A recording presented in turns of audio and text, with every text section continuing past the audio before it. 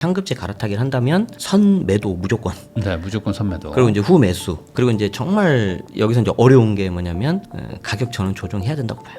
조금이라도. 예. 네. 그래서 일단은 빨리 그걸 캐시로 만들어야 된다. 오히려 지금 무주택자가 집 사기가 상대적으로 편한 거죠. 지금 1주택자보다는. 아주 좋죠. 그래서 이제 아까 말씀드린 것처럼 무주택자가 샀을 때 실거주를 할 거냐, 네. 아니면 새 끼고 할 거냐 그건데, 새 끼고 하시려는 분들은 가급적 경험이 있는 분들, 처음 산다, 뭐 신혼부부다, 생애 최초다 이러신 분들은 그냥 실거주로 산다.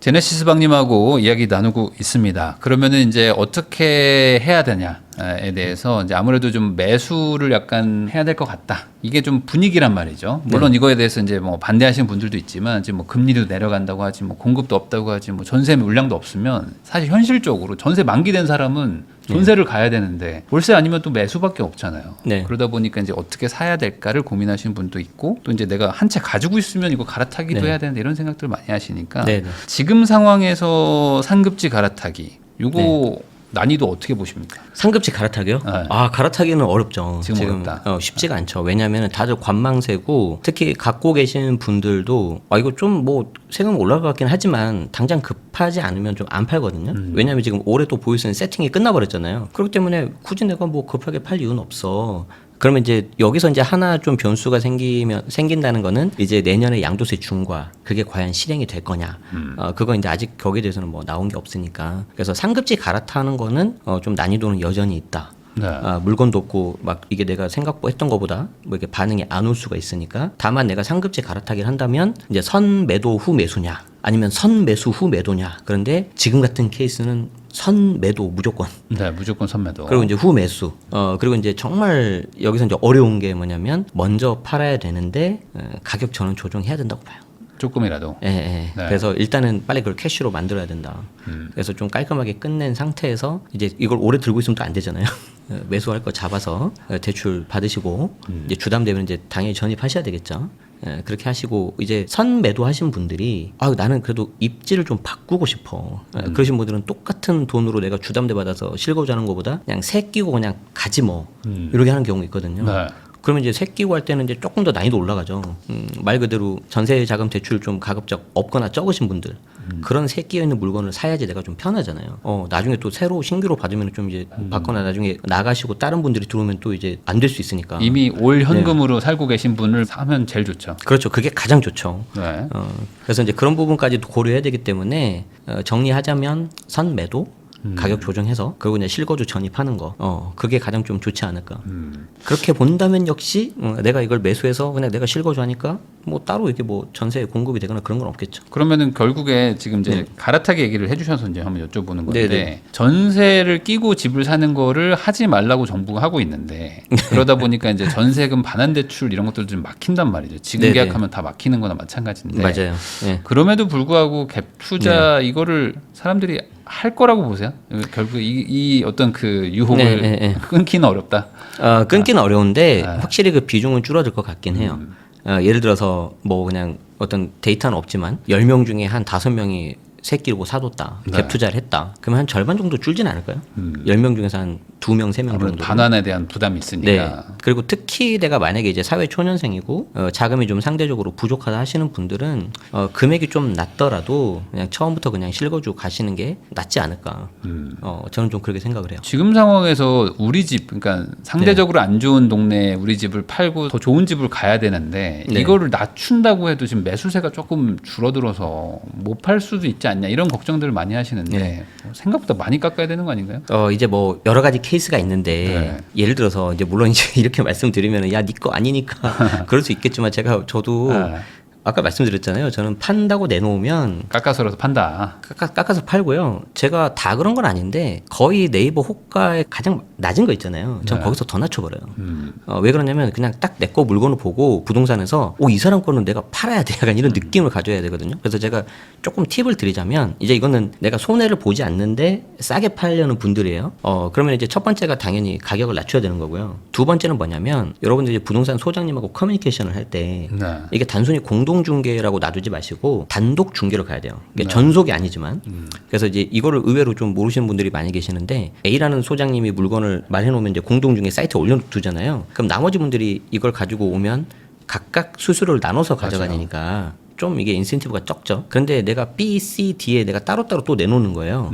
그렇게 보면은 이제 내가 단독 물건이니까 그 소장님이 손님 구하면은 양쪽에서 그걸 수수료 가져가니까 속칭 이걸 양타 친다고 하거든요. 네. 그런 식으로 해서 내가 이제 많이 내놔야 되고 세 번째가 뭐냐면 예를 들어서 내가 용인 수지다. 수지에서 내가 이걸 물건을 내놓고 이제 팔고 어떻게든 분당으로 가려고 하는데 수지에만 내놔요 사람들이. 네.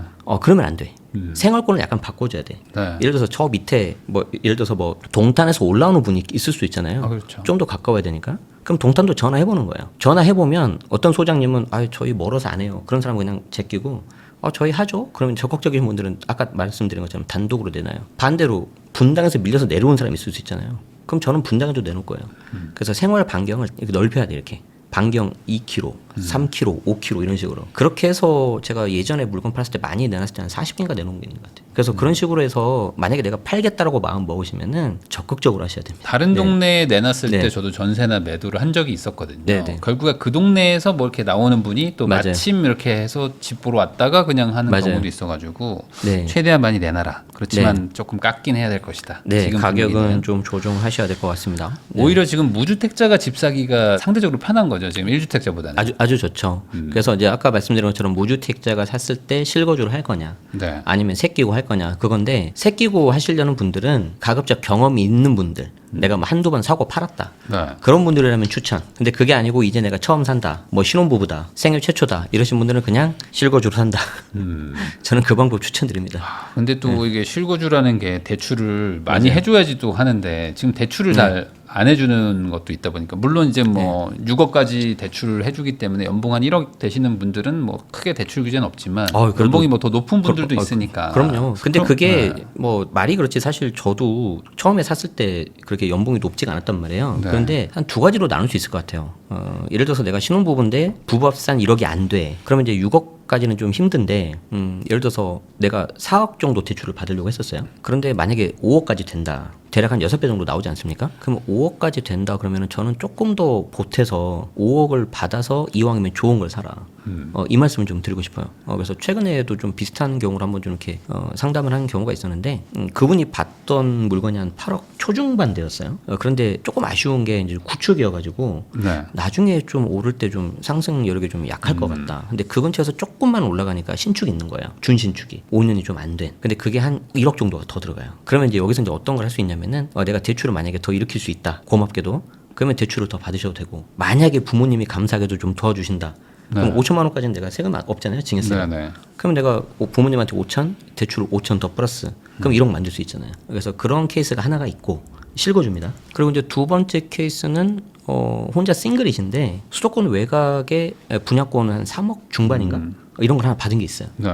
근데 신축이니까 나중에 이거를 내가 좀 등기를 치고 뭐 실거주를 하든 아니면 세를 주든 그렇게 하고 나서 한 3, 4년 정도 지나면 얘가 한 5억까지는 가겠더라고. 신축이니까. 그러면 내가 3, 4년 지나서 5억이 되면 양도세 그냥 비과세 받는 거잖아요. 네. 그리고 내가 거기에 저금한 거 좀 있고 그리고 3, 4년 지나면 대출 규제가 어떻게 또 풀릴지 모르지만 안 풀린다도 6억까지는 되잖아요. 네. 그럼 그거 조금 더 보태서 5억에다가 비과세 받고 얹어서 하면은 또 한 7, 8억대 갈 수 있어요. 아까 그 신혼부부가 했던 그런 네, 집들을. 네. 그렇게 해서 몇 번 이렇게 비과세 받고 터는 거죠. 그래서 비과세 전략이 앞으로는 엄청 중요해요. 이게 되게 중요한 얘기를 해주신 것 같아요. 네. 12억까지는 양도세가 네. 이제 비과세기 때문에 사실상 뭐 그냥 뭐 몇백만 원 수준의 취득세와 이 중개 수수료만 내면은 그럼요. 뭐 세금 없는 투자가 되기 게다가 때문에. 뭐 재산세도 그렇게 크지 않아요. 네. 예, 뭐 낼만한 정도니까. 근데 여기서 이제 문제는 그러면 이제 강남이나 저 비싼 동네들을 막 네. 갔는데 상대적으로 소외된 가격대들을 지금 살 수밖에 없는 분들 입장에서는 이거 사서 답이 나오냐 이런 것 때문에 안 샀었단 말이죠. 근데 저는 답이 있다고 봐요. 예를 들어서 뭐 내가 이제 뭐 회사에서도 중견 관리자고 그래서 네. 뭐 40대 한 중반 되고 했는데 부동산에 관심이 없다가 이제 막 하면 좀 상대적인 박탈감 이런 게 있을 수는 있는데 아까 제가 든 사례는 뭐 혼자 싱글 그리고 이제 신혼부부 이런 분들은 상대적으로 뭐 3, 4억 막 8억대 9억대 하니까 상대적으로 좀 이렇게 그럴 수 있지만 이런 분들은 대신 좀 젊잖아요. 네. 시간이 좀 있잖아요. 그래서 절대 조급해하지 마시고 제가 장담하는데 제 주변에 그런 분들 많이 계시거든요. 그래서 꼭 비과세 전략 받아서 두세 번 뻥튀기 시키면 됩니다. 그런데 여기서 이제 정말 중요한 게 이제 내가 처음에는 분양권을 하든 일반적인 준신축을 하든 기축이잖아요. 그냥 사고 팔아서 비과세를 받아요. 네. 그리고 또 사고 팔아서 비과세 받아요. 그런데 여기서 이제 한 두세 번 정도 하다 보면 그 다음에 응용을 하게 돼 있거든요. 그게 뭐냐면 분양권하고 입주권이에요. 그래서 이제 조합원 입주권으로 갈수록 리스크는 더 커지는데 그만큼 수익률은 더 좋아질 수 있기 때문에 여기에 대해서 이제 또 대체주택 비과세라든지 비과세 받는 게 또 분명히 있어요. 그래서 그거를 하지 말라고 해도 분명히 관심 갖고 하게 될 수밖에 없습니다. 아니 근데 아까 말씀하신 그러면 시작을 결국에 크게 못하니까 3, 4억으로 이제 네. 첫 발을 떼겠다. 네. 근데 얘가 안 올라가니까 이거 못 사겠다. 근데 막 9억, 10억대는 올라간다고 하니 네. 이걸 살려니까 돈은 없고. 아, 그러면 이제 네. 4억대, 뭐 5억대 이런 좀 뭐 소위 말하는 중저가들의 시장이 다시 올 것이냐. 네. 이거에 대해서는 어떻게 생각하십니까? 뭐 똑같이 일괄적으로 말씀드릴 수는 없고 좋은 동네의 어떤 뭐 거주성이라면 충분히 가능하다. 충분히 가능한데 그게 막 우리가 얘기하는 막 강남 이런 데가 아니고 예를 들어서 수도권의 그냥 일반적인 예를 들어서 뭐 용인 성남은 좀 그렇고 네. 용인 뭐 안양 안산. 뭐 의왕 안산 이런 데를 하더라도 신축이고 역세권이고 그러면은 저는 기본적인 상승은 있다고 봐요. 아 근데 또 네. 그런 데도 비싸니까. 뭐 네. 예를 들어 좀 가격대로 얘기하면은 저기 한시 방향으로 좀 가야 되거든요. 네, 그- 네, 네. 그리로 가면 좀 신축인데 네. 가격이 싼 거 있는데 네, 네. 거기 또 조용하다고 하니. 네네. 네, 그런 것들도 시간이 지나면 좀 괜찮을까요? 네. 서울 신축입니까 아니면 경기도입니까? 경기도까지. 아 경기도. 네, 경기도에 좀 그래도 교통 효자가 있을 것 같은 아직 3, 4억대들. 경기도는 그래도 남부 라인으로 말씀드리고 남부로 싶습니다. 아직은. 네, 아직은 남부 라인으로 북부는 말씀드리고 좀, 싶습니다. 좀 걱정이 네, 좀 예, 아직까지. 좀 미안합니다. 그러면은 결국에 약간 소위 말하는 풍선 효과가 조금 더 일어날 수밖에 없다. 이렇게 좀 보시는 거라고 봐야 될까요? 그래서 어떻게 보면은 12억 이하대인 경우에는 우리가 흔히 말하는 그 키 맞추기 있잖아요. 네. 그 나름 내에서는 또 키 맞추기가 일어날 것 같아요. 왜냐하면 내가 이제 내 집을 마련하고 싶겠다는 그 니즈는 사람마다 다 있으니까 꼭 이게 어떤 투자 이런 게 아니거든요. 저도 네. 처음에 생애 첫 집 마련했을 때는 그냥 온전히 이 신생아 애랑 조금 더 좋은 환경에서 살고 싶다. 이거밖에 없었기 때문에 그런 수요는 분명히 있을 거라고 봅니다. 그러면은 이제 결국에 집을 살려고 하시는 분들 입장에서는 약간 좀 막막할 수 있으니까 보통은 이제 지역을 먼저 정하시는 것 같아요. 뭐 저는 네. 뭐 송파에 살고 싶어요. 뭐 저는 뭐 어디 뭐 분당에 살고 싶어요. 이렇게 얘기는 하시는데 돈이 적으니까 그 동네에 뭐 제일 조그만한 거, 뭐 제일 작은 평수, 막 절대 개발 안 될 것 같은 거, 뭐 이런 거를 살려고들 하시는 약간 그 코스로 가시는 것 같단 말이죠. 이거 좋은 전략일까요? 어떤 지역을 딱 정해놓고 돈이 없으니까 그 동네에서 안 좋은 물건 사는 거. 아, 어려운 질문인데 일단 이제 금액에 따라 다른데 기본적으로는 내 기준에서 생각하지 말고 다른 사람 기준에서 생각했으면 좋겠어요. 네. 저 같은 경우도 처음에 집을 샀을 때 첫 집이 어디였냐면은 서울시 중랑구에 있는 거였어요. 면목동에 있는 거. 그런데 그때 제가 어디랑 비교했냐면은 경기도 용인시 네. 그냥 거기까지만 얘기할게요. 이제 거기를 이제 제가 매수를 하려고 했는데 아무리 봐도 좀 이게 조금 아쉬워가지고 이제 중랑구에 있는 걸 샀단 말이죠. 그래도 서울이니까. 그런데 지금 와서 보니까 그래도 물론 굉장히 고마운 집이고 그러긴 한데 좀 아쉬운 거예요. 그 가격대라면은 다른 사람들이 더 봐줄 수 있는 지역들이 좀 있는데. 중랑구가 네. 좀 아쉬웠다 상대적으로. 네, 미안합니다. 중랑구. 저 그런데 지금도 가지고 있습니다. 네. 그러니까 이제 무슨 말이냐면 조금 더 사람들이 약간 좀 더 선호할 수 있는 인기가 선호라기보다는 좀 더 들어본 지역. 있는, 익숙한. 익숙한. 예를 들어서 우리가 금액은 비싸서 지금 좀 약간 적절치 않은 예가 될 수 있는데 올파포 올림픽파크 포레오는 누구나 다 알잖아요 이제. 네. 그렇기 때문에 이런 경우라면 내가 잘 모르는 사람이라 하더라도 나중에 된단 말이에요. 자 그렇게 놓고 보면은 계속 똑같은 얘기긴 한데 경기도 위쪽보다는 밑에 남부 라인이 훨씬 좋을 거예요. 그럼 경기 남부 라인에서 내가 좀 접근 가능한 쪽은 용인 수지 그리고 그 밑에 동탄 이런 데가 될 거예요. 그리고 거기서 조금 더 왼쪽으로 가면 이제 평촌, 안양 이런 쪽으로 갈 수가 있겠죠. 그래서 그런 곳들을 먼저 보는 게 저는 훨씬 더 유리하다고 봅니다. 그러니까 아무래도 인구가 많이 살고 네. 인구가 또 주변 인구들도 많은 뭐 그런 네. 동네들이 뭐 수요가 당연히 많을 것이고 네. 또 익숙해서 사는 것도 많거든요. 맞아요. 저는. 그럼 똑같아요. 내가 좀 그렇게 몰랐는데 그냥 들어본 지역이 그 지역에 내가 접근을 했잖아요. 그럼 나중에 오시는 분들도 비슷할 확률이 높아요. 그렇죠. 그러면 이제 그게 조금 더 안정적으로 갈 수가 있거든요. 그러면은 이번에 지금 아직 안 나온 것 중에 하나가 이제 뭐 조정 대상 지역이라든지 뭐 투기가을지구라든지 이런 걸 막 더 지정을 네, 네, 네. 추가로 할 수도 있다. 네. 뭐 토어제도 할 수도 있다. 뭐 아직 지금 뭐 이건 네. 분분하지만 이런 얘기들이 나오고 있다면 뭐 무주택자나 1주택자 입장에서는 이런 규제 지역의 확대와 관련해서 뭐 주의해야 될 사항이 있을까요? 일단 결론부터 말씀드리면 크게 없을 것 같아요. 자, 그런데 일단 조정 대상 지역하고 토지 거래 허가 구역, 토호제는 두 개가 완전 다르다. 네. 그래서 토호제 같은 경우에는 말 그대로 허가잖아요. 그러니까 반드시 구청 해당 지자체 허락을 먼저 받아야 됩니다. 약정서를 쓰고. 그런데 우리가 이제 내 집 마련하는 경우에 이제 거기부터 가실 수 있는 분들은 그렇게 많지는 않을 것 같고, 그리고 토호제는 워낙 사유재산 침해 이슈가 있기 때문에 서울시에서도 그렇게 바로 이렇게 쉽게는 못할 것 같아요. 지금은 막 안 할 분위기 같더라고요. 그렇죠. 자, 그러면 이제 조정 대상 지역이 남아 있는데, 조정 대상 지역은 이제 세금에 있어서 굉장히 좀 타이트하게 가는데 대부분 다 2주택자부터입니다. 네. 그래서 취득세 같은 경우에 그냥 8% 들어가 버리고, 양도세 같은 경우에 다주택자 양도세 중과 들어가는데 우리는 실거주 1주택이잖아요. 신경 쓸 필요 거의 없습니다. 그러면 이제 뭐만 신경 쓰면 되냐면, 내가 아까 말한 지역, 그리고 언제, 그리고 명의를 뭘로 할 거냐. 나중에 팔 때 양도세가 문제인데, 이 양도세를 줄일 수 있는 게 취득세, 그리고 필요경비, 이제 필요경비 안에 취득세가 들어가는데, 그리고 명의. 그런데 12억 이하는 단독 공동 큰 차이가 없거든요. 네. 그래서 거의 신혼부부시라면은 공동 명의 하시면 그렇게 뭐 어려운 게 없습니다. 그러면은 이제 1주택자나 무주택자분들은 뭐 딱히 그런 규제 지역 확대에서는 좀 걱정하실 필요는 없을 것 같고. 네, 그래서 그럼 오히려 상대적으로 유리한 거죠. 그럼 다주택자들은 다주택자들 같은 경우는 내가 하나가 있다. 예를 들어 막 지금 2개 있는데 하나 더 살려고 그래. 아니면 한 채 있는데 2개로 가려고 그래. 하나에서 두 개로 가볼게요. 네. 자, 하나에서 내가 두 개로 가려고 했는데 갑자기 강동구가 조정으로 묶여버린 거예요. 그럴 수 있죠. 나는 지금 비조정으로 알고 있었는데, 그러면 조정으로 묶여버리면 얘가 이제 처음 살 때 이제 취득세가 이제 8%가 들어갑니다. 네. 그럼 강동 8%를 내가 피하려면 종전거를 3년 안에 팔아야 돼요. 근데 예를 들어서 먼저 갖고 있던 녀석이 강동보다 더 좋은 녀석이면 팔기 좀 아깝겠죠. 네.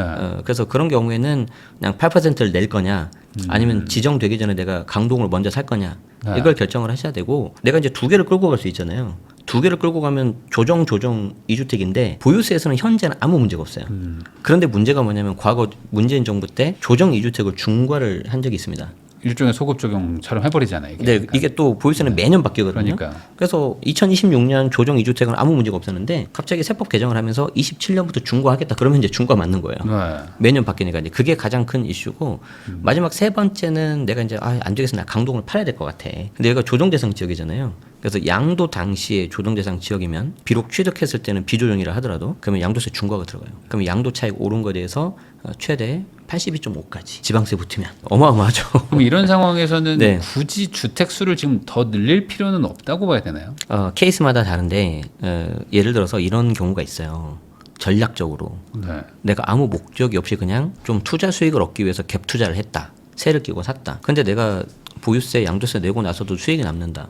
해볼 만하죠. 아니면 내가 하나를 가지고 있고 하나를 사는데 얘를 그냥 월세 수익용으로 좀 가지고 있어요. 그래서 그냥 뭐 얼마 안 되지만 월세를 좀 남기면서 세를 주고 있다. 나쁘지 않다고 보고요. 제가 봤을 때 제일 좋은 케이스는 뭐냐면, 하나가 있고 강동을 샀는데 이제 우리 애가 뭐 고등학생이에요. 네. 근데 얘가 좀 돼서 이제 대학생이 된 거예요. 네. 그러면 이 강동에 있는 집을 얘한테 증여를 하는 거예요. 아주 베스트합니다. 그러면 나는 1주택, 너도 1주택. 그러면 이제 세대 기준에서는 2주택인데 보유세에서는 각각 인별 과세니까 1주택, 1주택 그렇죠. 돼버리니까 끝나거든요.